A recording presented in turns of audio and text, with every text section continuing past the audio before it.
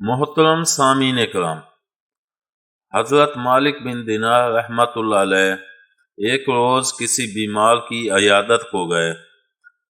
آپ رحمۃ اللہ علیہ فرماتے ہیں کہ میں نے اسے غور سے دیکھا تو معلوم ہوا کہ اس کی موت کا وقت قریب ہے۔ میں نے کلمہ شہادت اسے تلقین کیا۔ آگے بڑھنے سے پہلے آپ ہمارے اس چینل کو سبسکرائب کر دیں، ساتھ ہی بیل آئیکن کو پریس کر دیں تاکہ ہماری ہر نئی ویڈیو کا نوٹیفیکیشن آپ کو ملتا رہے۔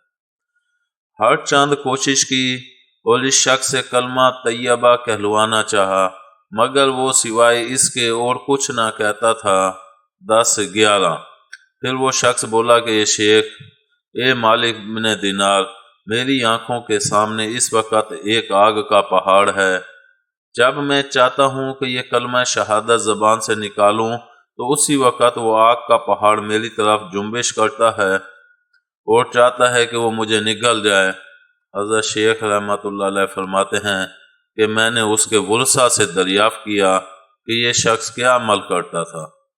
لوگوں نے کہا کہ یہ سود لیتا تھا اور ناپ تول میں کمی کیا کرتا تھا۔